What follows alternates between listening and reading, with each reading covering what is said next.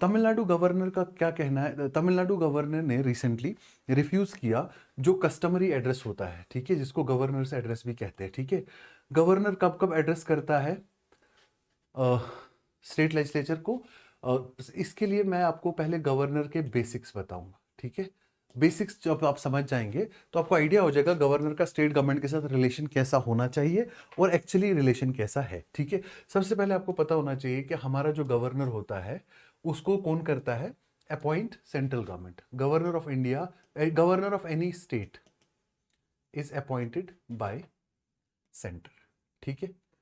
Centre appoint करता है इसको। अब यहां जब मैंने वर्ड अपॉइंटेड लिखा तो इसका मतलब ये इलेक्टेड नहीं होता। हालांकि ओरिजिनल कॉन्स्टिट्यूशन के ड्राफ्ट में बताया गया था कि इलेक्टेड होना चाहिए, लेकिन फिर एक्सपर्ट्स ने कहा कि ये पार्लियामेंट्री सिस्टम जो हमारा स्टेट्स में भी वर्क करता है उसके थोड़ा सा अगेंस्ट हो जाएगा। क्यों? क्योंकि फिर चीफ मिनिस्टर भी इलेक्टेड है, गवर्नर भी इलेक्टेड है, रेगुलर पावर टसल रहेगी। वैसे ही पावर टसल है, वो तो डेमोक्रेटिकली पावर यील्ड करता है चीफ मिनिस्टर। जब गवर्नर को भी डेमोक्रेटिक पावर मिल जाएगी तो रिस्पॉन्सिबिलिटी फिक्स करना थोड़ा मुश्किल हो जाएगा, ठीक है। और डेफिनेटली जिस गवर्नमेंट स्टेट में जिस पार्टी की बन रही है, ये हाई चांस है कि उसी पार्टी का फिर गवर्नर भी बनेगा। और हो सकता है सीएम अपने कोई वीक कैंडिडेट को, प्रॉक्सी कैंडिडेट को ही गवर्नर के लिए अपॉइंट भी कर दे और पूरी तरह से सीएम का प्रेडोमिनेंस हो जाए स्टेट गवर्नेंस में। इसलिए हमने अपॉइंटमेंट वाला प्रोसीजर फॉलो किया जो कि कैनेडियन मॉडल पे बेस्ड है, क्योंकि कनाडा में भी वहां का गवर्नर जनरल प्रोविंसेस के गवर्नर्स को अपॉइंट करता है, जबकि यूएसए में जो है इलेक्टेड मॉडल चलता है जो हमने अडॉप्ट नहीं किया। तो हमारा गवर्नर का इलेक्शन जो है it is modelled on the Canadian model of governance, ठीक है। गवर्नर जो है हमारी कंट्री में, इसको कहा जाता है स्टेट का चीफ एग्जीक्यूटिव हेड, ठीक है, या chief executive of the state. Executive का पार्ट होता है, ठीक है। उसके बाद ये सेंटर का रिप्रेजेंटेटिव भी होता है, कहां पे? स्टेट्स में, कि सेंटर का भी कंट्रोल रहे स्टेट्स में। लेकिन कुछ लोग इसको सेंटर का फिर एजेंट बोल देते हैं। एजेंट वर्ड भी बोलना सही है, लेकिन कुछ लोग कहते हैं कि ये सेंटर की ही पॉलिसीज इंपोज कराना चाहते हैं स्टेट्स में। ये कहना गलत है। ये इल्जाम होता है कुछ कुछ गवर्नमेंट्स का गवर्नर्स के लिए कि सेंटर एक्सेसिव इंटरफेरेंस करता है स्टेट के गवर्नेंस में through the post of governor, ठीक है। तो गवर्नर का ऑफिस इवॉल्व हुआ है ओवर द ईयर्स, लेकिन पॉलिटिकल गवर्नमेंट जो सेंटर में होती है यूजुअली वही अपॉइंट करती है स्टेट्स में गवर्नर्स को। तो कॉन्फ्लिक्ट तब अराइज होता है जब सेंटर में पॉलिटिकल पार्टी जो रूलिंग पार्टी हो वो अलग हो और स्टेट में रूलिंग पार्टी अलग हो। कई दफा टसल देखने को मिला है। जैसे रिसेंटली लास्ट 2025 में टुवर्ड्स द एंड नवंबर में मैंने आपको बताया था जब सुप्रीम कोर्ट का जजमेंट आया था कि गवर्नर्स को स्टेट लेजिस्लेचर ने जो बिल पास किए हैं वो टाइमली मैनर में उनको एसेंट दे देना चाहिए, क्योंकि गवर्नर के एसेंट के बगैर कोई भी स्टेट का बिल लॉ नहीं बन सकता, ठीक है। और हमारे कॉन्स्टिट्यूशन में जो पार्ट 6 है, पार्ट 6 ऑफ इंडियन कॉन्स्टिट्यूशन, ये गवर्नर और स्टेट एग्जीक्यूटिव के साथ डील करता है। पूरा स्टेट एग्जीक्यूटिव इसमें डिस्कस्ड है। अब स्टेट एग्जीक्यूटिव में कौन कौन आते हैं? चीफ मिनिस्टर आता है, गवर्नर आता है, council of minister of the state आता है और advocate general of the state आता है। प्लीज याद रखना 4 ही फंक्शनरीज है। There is no office of vice governor. जैसे सेंटर में वाइस प्रेसिडेंट होता है, स्टेट्स में वाइस गवर्नर नाम का कोई ऑफिस नहीं होता, ठीक हो गया। तो स्टेट एग्जीक्यूटिव जो है वो कौन कौन से आर्टिकल से डेल्ट है? Article 153 to 167। आर्टिकल 153 टू 167 ये डील करते हैं स्टेट एग्जीक्यूटिव के साथ, जिसमें गवर्नर भी है। हालांकि गवर्नर की पावर इन आर्टिकल के बाद भी डिस्कस्ड है। जैसे कि आर्टिकल 176 कहता है कि गवर्नर जो है वो हर साल जब स्टेट लेजिस्लेचर सेशन में आएगा तो गवर्नर उसको एड्रेस करेगा। एड्रेस करेगा मींस गवर्नर वहां पे स्पीच देगा, और जो गवर्नर्स का एड्रेस होता है वो प्रिपेयर करती है कैबिनेट, कैबिनेट अप्रूव करती है, और उसमें पूरी जो स्टेट गवर्नमेंट की पॉलिसीज होती हैं, स्टेट गवर्नमेंट की डिफिकल्टीज होती है, वो सारी मेंशन्ड होती है। तो तमिलनाडु के गवर्नर ने टोटली रिफ्यूज कर दिया उसको गवर्नर का एड्रेस देने के लिए, और केरला के गवर्नर ने एड्रेस तो दिया, लेकिन केरला की गवर्नमेंट की एलिगेशंस ये है कि वो एड्रेस जो कैबिनेट ने अप्रूव किया वो वाला एड्रेस नहीं दिया। जबकि सुप्रीम कोर्ट ने प्रॉपरली एसआर बोमाई केस में भी ये कहा कि गवर्नर को काउंसिल ऑफ मिनिस्टर की एड एंड एडवाइस पे करना है काम, उनकी ज्यादा डिस्क्रिशनरी पावर्स नहीं है, ठीक हो गया। तो आर्टिकल 176 बेसिकली एम्पावर करता है गवर्नर को कि वो एड्रेस करे स्टेट लेजिस्लेचर को जब वो फर्स्ट टाइम मीट करे आफ्टर इलेक्शंस, और जब उसके बाद हर साल फर्स्ट सेशन के लिए मीट करे। तो अभी जनवरी चल रहा है, Tamil Nadu, Kerala, both the governments, almost every government holds a session in the month of January, winter session. तो तमिलनाडु और केरला के ये 2 केसेस हैं, ठीक है। अब जब आपको इतना बेसिक्स पता हो गया, अब आपको यहाँ से आगे मजा आ जाएगा जान के कि हुआ क्या है एक्चुअली, ठीक है। ये इतना बेसिक्स काफी, हालांकि गवर्नर के ऑफिस से रिलेटेड और ज्यादा डिटेल्स हैं, ठीक है। गवर्नर के ऊपर पुंछी कमीशन की क्या रिकमेंडेशन है और अलग केसेस, अलग अलग केसेस में I will make a wonderful video जिसमें मैं 10 मिनट के अंदर गवर्नर का ऑफिस बहुत ही अच्छे से कवर करूंगा, ठीक है। उसके बाद अब चलो आर्टिकल की तरफ चलते हैं, ठीक है। सबसे पहले क्या कह रहे हैं कि तमिलनाडु के गवर्नर जो है आर एन रवि, ठीक है, उनके साथ पहले से ही कॉन्फ्लिक्ट चल रहा है, ठीक है, आर एन रवि। अच्छा, रिसेंटली स्टेट ऑफ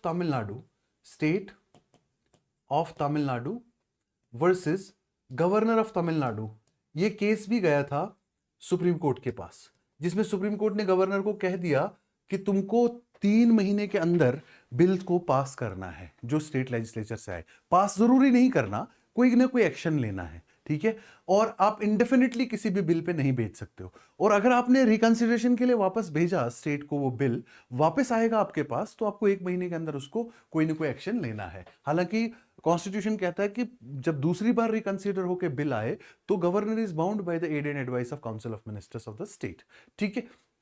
ये क्या कह रहा है कि उसने पूरा जो कस्टमरी एक आर्टिकल 176 में जो एड्रेस देना होता है, कॉन्स्टिट्यूशनल ड्यूटी होती है गवर्नर की, गवर्नर ने मना कर दिया कि I will not give the address, and he refused and he walked away from the first session of this year 2026 of the Tamil Nadu assembly, ठीक है। उसने ऐसा क्यों किया? उनका कहना है कि इसमें कई सारी चीजें स्पीच में ऐसी लिखी गई थी गवर्नमेंट के द्वारा, कैबिनेट के द्वारा, जो अनसबस्टेंशिएटेड फैक्ट्स है, जो फैक्ट सही नहीं है और जिसमें फॉल्स क्लेम्स है और मिसलीडिंग स्टेटमेंट्स है, इसलिए मैं इसको नहीं पढ़ूंगा, ठीक है। अब इसमें जो गवर्नर ने मेनली जो है ये बोला कि इसमें फैक्ट सही नहीं है। स्टेट गवर्नमेंट ये कहती है कि हमने लोगों के सामने प्रॉपरली रखने थी वो प्रॉब्लम्स जो सेंटर के साथ हमारी चल रही है, जैसे फंडिंग जो है वो काफ़ी ज़्यादा स्ट्रेंड है, ठीक है, और कई सारी चीज़ें। अच्छा, जब ये गवर्नर का एड्रेस होता है उसके बाद इसके ऊपर वोटिंग भी होती है, उसको कहते हैं मोशन ऑफ थैंक्स। क्या कहते हैं? मोशन ऑफ थैंक्स, जिसमें लेजिस्लेचर वोटिंग करता है और जो गवर्नर का एड्रेस होता है उसको प्रॉपर मेजोरिटी के साथ, सिंपल मेजोरिटी के साथ पास किया जाता है। अगर कोई गवर्नमेंट वोट ऑफ ये मोशन ऑफ थैंक्स को पास करने में फेल हो जाए तो उसका मतलब है government has lost the confidence, उनको अपनी मेजोरिटी फिर से प्रूव करनी पड़ती है, क्योंकि मोशन ऑफ थैंक्स में वो वही प्रेसिडेंट गवर्नर की स्पीच को क्या करते हैं, सिंपल मेजोरिटी से पास करते हैं। मतलब वो वही स्पीच जो कैबिनेट ने बनाई, खुद गवर्नमेंट ने बनाई, उसको पास करते हैं। अगर उसको ही पास नहीं कर पाए, इसका मतलब खुद की बनाई हुई स्पीच, खुद की अनाउंस की हुई पॉलिसीज और उन्हीं को पास नहीं कर पा रहे हैं, इसका मतलब this government has lost the confidence and इसको अब अपनी मेजोरिटी प्रूव करनी पड़ती है, ठीक है। लेकिन एम के स्टैलिन जो चीफ मिनिस्टर है वहां के, उन्होंने क्या किया, उन्होंने एक रेजोल्यूशन मूव किया और उन्होंने क्या कहा कि जो गवर्नर ने स्टेटमेंट पढ़ने से रिफ्यूज कर दिया, जो गवर्नर ने एड्रेस करने से रिफ्यूज कर दिया, इसको डीम करो कि इसको मान लो कि इसको गवर्नर ने पढ़ लिया और गवर्नर ने क्या कर दिया, गवर्नर का एड्रेस जो है वो हमने अप्रूव कर दिया, ठीक है। और उसने ये भी कहा कि हम पूरी ताकत लगाएंगे, सेंटर को हम एक रेजोल्यूशन देंगे, हम क्या करेंगे, कॉन्स्टिट्यूशन को अमेंड कराने की कोशिश करेंगे, ताकि कॉन्स्टिट्यूशनल अमेंडमेंट की ऐसी अमेंडमेंट कराएंगे कि गवर्नर के एड्रेस को खत्म ही कर देंगे कॉन्स्टिट्यूशन से। सेंटर को अब तमिलनाडु गवर्नमेंट कह रही है कि we will send a resolution, और स्टेट से रेजोल्यूशन आना, ये मैंने आपको पहले बताया कि ये एक नॉर्मल बात है और ये हेल्दी फेडरल प्रैक्टिस है। एक फेडरल स्टेट में ये एक अच्छी प्रैक्टिस मानी जाती है कि जब स्टेट्स अपनी ओपिनियन रख सके सेंटर के सामने, सेंटर उन ओपिनियन को माने या नहीं माने, centre is not bound by that, ठीक हो गया। तो ये है सारा आर्टिकल, ठीक है। कॉन्स्टिट्यूशनल प्रोविजन क्या कहता है कि ये गवर्नर की ड्यूटी है, गवर्नर की क्या है, ड्यूटी है कि वो बोले जो असेंबली कैबिनेट अप्रूव कर रही है। अगर गवर्नर को ओपिनियंस देने हैं कि इसमें फैक्ट है, नहीं है, सही नहीं है, तो गवर्नर बेटर है कि गवर्नर जो है वो कॉन्स्टिट्यूशनली एक इंडिपेंडेंट ऑफिस होता है, फिर वो ऑफिस छोड़े और पॉलिटिक्स में आके ये ओपिनियंस देना चालू करे। स्पीकर ने क्या कहा, रिपीटेडली कहा असेंबली को कि जो भी इलेक्टेड मेंबर्स है, सिर्फ वो अपना ओपिनियन जो है वो एक्सप्रेस करें, क्योंकि उनके पास मैंडेट है, डेमोग्राफिक मैंडेट है, उनके पास डेमोक्रेटिक मैंडेट है, लोगों के वोट से जीत कर आए हैं। ठीक है, governor is an appointed body, constitutional body है, इंडिपेंडेंट है, और सेंटर के अंडर भी नहीं है, सेंटर के सबसर्वेंट नहीं होता गवर्नर। एक बार गवर्नर स्टेट में अपॉइंट होता है, वहां पे वो फुली इंडिपेंडेंट होता है। ठीक है, लेकिन कोई ऐसी चीज ना करे जो कॉन्स्टिट्यूशन एंटी कॉन्स्टिट्यूशन हो या अनकॉन्स्टिट्यूशनल हो, that will invite displeasure of president, और displeasure of president is the ground for removal of governor from the office. So इसका मतलब governor enjoys the office till the pleasure of president. So इसका ये मतलब एक और हो गया कि गवर्नर का जो ऑफिस है वो फिक्स्ड टर्म ऑफिस नहीं, उसमें सिक्योरिटी ऑफ टेन्योर नहीं है। ये स्टेटमेंट्स कभी कभी यूपीएससी पूछती है। ठीक हो गया? तो पहला क्वेश्चन क्या ये डिबेट सेटल हो गया कि अभी जो है गवर्नर ने मना कर दिया। दूसरा केस जो है वो कहां का है? The second case is basically Kerala का। केरला में गवर्नर ने एड्रेस तो किया, लेकिन एड्रेस किया ना कि वो पॉलिसीज बताई जो गवर्नमेंट ने उनको दी थी स्पीच में लिख के, उन्होंने अल्टर कर दिया। ठीक है, उन्होंने कहा कि कई सारे पैराग्राफ नंबर 12, 15, 16 जो कैबिनेट ने अप्रूव किए वो टेक्स्ट स्पीच का चेंज हो गया है। ठीक है, और ये भी कहा कि गवर्नर जो है वो policy of the state government present करता है अपने एड्रेस में, जो एड्रेस करता है लेजिस्लेटिव असेंबली में वो policy of the state present करता है, ना कि अपना ओपिनियन प्रेजेंट करता है। ठीक है, हाँ, यहां पे वो मेंशन किया हुआ है article 176 of the constitution mandates special address by the governor to state legislature at the commencement of first session after every general election and at the start of first session of every year। ये है constitutional mandate. समझ रहे हैं मेरी बात को? ठीक है, तो ये भी गवर्नर से रिलेटेड ही एक आर्टिकल है कि वहां पे जो है उन्होंने एक डिफरेंट स्पीच जो है एड्रेस में बोली जो कि कैबिनेट ने अप्रूव नहीं की थी। Governors address flag centres adverse attitude on funds release for Tamil Nadu. ठीक है, तमिलनाडु में उन्होंने जो स्पीच में गवर्नर ने कहा कि इसके फैक्ट्स, इसमें फैक्ट्स नहीं है, इसमें बहुत सारी चीजें ऐसी है जो बेस्ड ऑन फैक्ट्स नहीं है। तो यूनियन गवर्नमेंट ने क्या किया, तमिलनाडु गवर्नमेंट ने क्या लिखा था स्पीच में कि कई सारे फंड्स जो है रुके हुए हैं सेंटर की तरफ से, जिसमें एक एग्जांपल उन्होंने जल जीवन मिशन का भी दिया। ठीक है, जल जीवन मिशन हर घर जल एक पॉलिसी 2021-22 के बजट में लॉन्च की थी गवर्नमेंट ने। ठीक है, तो जल जीवन मिशन के लिए इसमें दोनों सेंट्रल एंड स्टेट गवर्नमेंट्स को फंडिंग करना था। तो उनका ये कहना है कि अभी हमें ₹3,112 करोड़ रिक्वायर्ड है सेंटर की तरफ से, जो कि अभी तक भी हमें नहीं रिसीव हुए हैं। ठीक है, उसके बाद साइक्लोन के टाइम पे जो डैमेजेस हुए हैं उसका साइक्लोन मिकवांग एंड साइक्लोन फिंगल, ठीक है, इस टाइम पे जो डैमेजेस हुए हैं उसका भी अभी हमें रिलीफ जो है जो कंपनसेशन करना है, लोगों को रिलीज करना है कंपनसेशन, वो भी अभी तक नहीं मिला है। ठीक है, और हमें और भी ज़्यादा पैसा चाहिए जो एक्सपेंडिचर है कई सारे प्रोग्राम्स के लिए। जैसे उन्होंने ये भी कहा कि 3,548 करोड़ की रिक्वायरमेंट है कई सारे प्रोग्राम्स को सक्सेसफुली इंप्लीमेंट करने के लिए। तो सेंटर ने कंप्लीट एक ब्लैंकेट बैन लगा रखा है, ये तमिलनाडु गवर्नमेंट का कहना है। और गवर्नर ने क्या कहा कि ये एड्रेस में हमने ये वाले पॉइंट्स रखे थे, और ये वाले पॉइंट्स गवर्नर कहता है they are not based on facts, government कहती है दे आर एक्चुअल फैक्ट्स जो हमको लोगों के सामने लाने थे, लेकिन गवर्नमेंट ने स्पीच देने से ही मना कर दिया। ठीक है, मीनिंगलेस फॉर्मेलिटी। देखो, स्टेट लेजिस्लेचर में स्टेट गवर्नमेंट वर्सेस गवर्नर 100% ये हमेशा से सेंट्रल स्टेट रिलेशन के पॉइंट ऑफ व्यू से एक बहुत ही इंटरेस्टिंग क्वेश्चन रहा है। यह आर्टिकल उसी के बारे में। ठीक है, इसका बेसिक्स ये है, इसका बेस ये है कि हर साल जब स्टेट गवर्नमेंट अपना first session of new legislative assembly plus first session of every year, हर साल का फर्स्ट सेशन और नई लेजिस्लेटिव असेंबली का फर्स्ट सेशन कौन एड्रेस करता है? गवर्नर, हर साल। ठीक है, अब ये होता है, कई दफा ऐसा पाया गया है, क्योंकि गवर्नर जो है इंडिपेंडेंट कॉन्स्टिट्यूशनल पोस्ट तो थियोरेटिकली है, सेंटर का एजेंट इसको मेजर पॉलिटिकल बुक्स लिखती हैं, लेकिन सेंटर का एजेंट ये मतलब नहीं कि वो सेंटर के लिए जाके स्टेट्स में काम करेगा, नो, मतलब वो सेंटर का रिप्रेजेंटेटिव है, bridge between centre and states है। लेकिन ये रोल जब थोड़ा सा टेक्निकल चेंजेस इसमें आ जाते हैं तो गवर्नर और स्टेट गवर्नमेंट के बीच में टसल होता है। जैसे आपने देखा तमिलनाडु गवर्नर, केरला गवर्नर, कर्नाटका के गवर्नर, काफी ज्यादा टसल है। बिल्स पेंडिंग रखना, जिसमें सुप्रीम कोर्ट ने इनको जजमेंट में टाइमलाइन भी फिक्स किया कि 3 महीने से ज्यादा आप बिल पेंडिंग नहीं रख सकते, ठीक है। उसके बाद अब ये जो इसकी कॉन्स्टिट्यूशनल बैकिंग क्या है?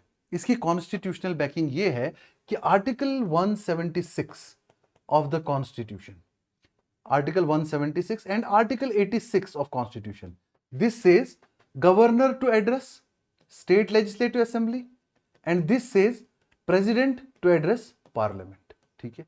अब एड्रेस क्या करना है, क्या बोलना है, उस एड्रेस में क्या बोलना है, वो स्पीच में बोलना क्या है, जो तुम्हें गवर्नमेंट ने बोला। तो टेक्निकली तो तुम माउथ पीस ही एक्ट कर रहे हो।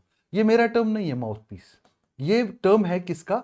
हमारे एक प्रेसिडेंट हुए, president of India R Venkataraman, ठीक है। वेंकटरमन साहब जो हमारे प्रेसिडेंट हुए, ये उनका टर्म है कि टेक्निकली गवर्नर को mouthpiece of the government बन के ही काम करना चाहिए और करना भी होगा, ठीक है। तो अब जब गवर्नमेंट की ही बात गवर्नर ने करनी है, तो इस आर्टिकल कहता है क्यों ना ये प्रैक्टिस को खत्म ही किया जाए, क्योंकि ये वैसे भी एक ब्रिटेन का हमारा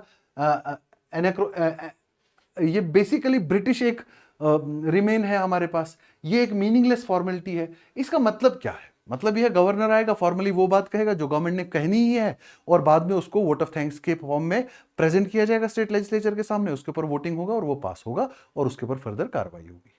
अब गवर्नर इस प्रैक्टिस का मिसयूज कर रहे हैं, जैसे तमिलनाडु के गवर्नर ने मनाही कर दिया कि मैं तो नहीं पढ़ रहा, इसमें तो बहुत सारे फैक्ट्स जो हैं वो गलत हैं।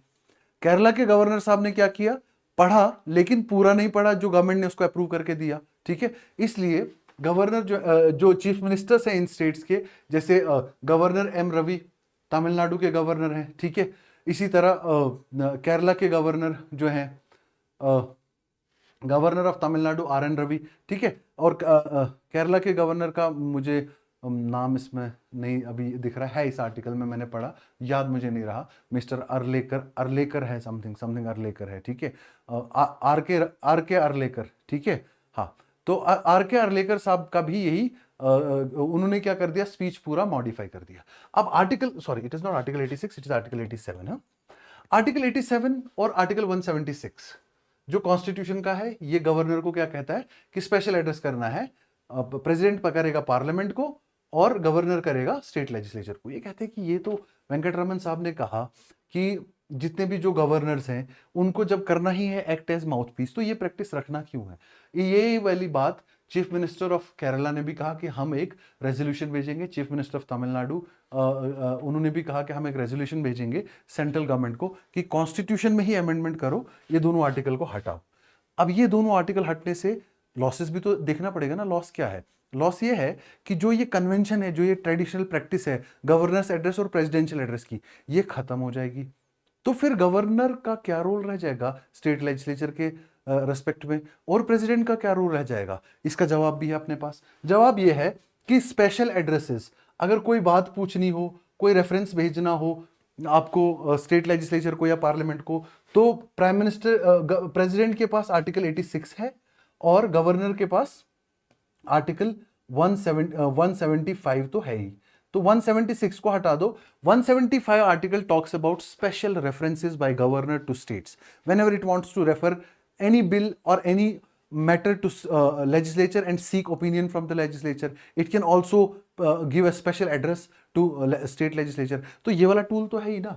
तो ये जो ब्रिटिश एनक्रोनिज्म है तो क्यों रखा हुआ है, इसे हटाने की बात जो है की है। और डेली ये जो एडिटोरियल है ये कहता है कि हटा भी देंगे तो कोई दिक्कत है नहीं, ठीक है। तो नीड टू लुक कि इससे हो सकता है थोड़ा बेटर रिलेशंस हो जाए, सेंटर स्टेट रिलेशंस और गवर्नर और चीफ मिनिस्टर्स के बीच में जो टसल है वो खत्म हो जाए, ठीक है। ये पुराना है, हमेशा से चलता आ रहा है। जैसे गवर्नमेंट चेंज होती है, huge change in governors also, ठीक है।